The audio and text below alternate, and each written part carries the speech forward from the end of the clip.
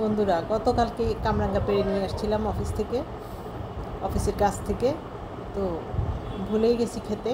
আজকে বের করলাম, নিলাম। দেখো কামরাঙ্গাগুলো কেমন জানি একটু দাগ দাগ হয়ে গিয়েছে। তো আমি একটু ভর্তা বানাবো আজকে।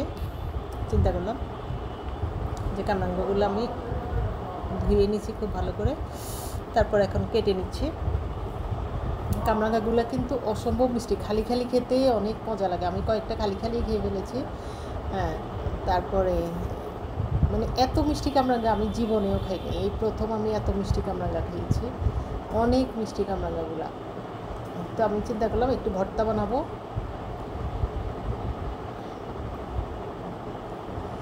এই যে আমি সবগুলো কেটে নিচ্ছি। একদম রসালো কামরাঙ্গাগুলা, এত রস, যেমন মিষ্টি তেমন রস।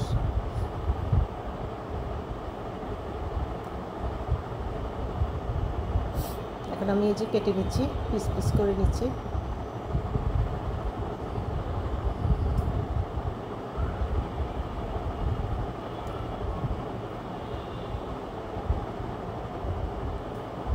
তারপর আমি লবণ মরিচ দিয়ে ভর্তা বানাবো, মজা করে খাবো।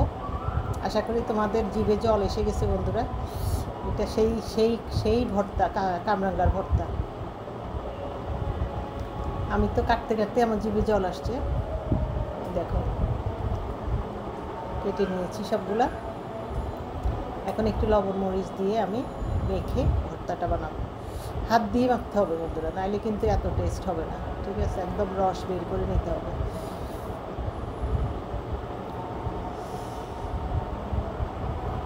কি বন্ধুরা, জিভে জল আসছে তো। এই দেখো একটু লবণ দিয়ে দিয়েছি, তারপর দিয়েছি একটু মরিচের গুঁড়া, সামান্য করে মরিচের গুঁড়া দিয়েছি।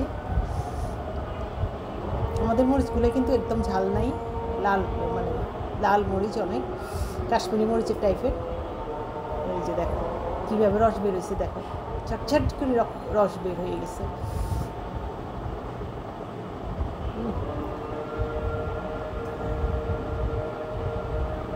আমি এখন মেখে ভর্তা বানিয়ে খাবো।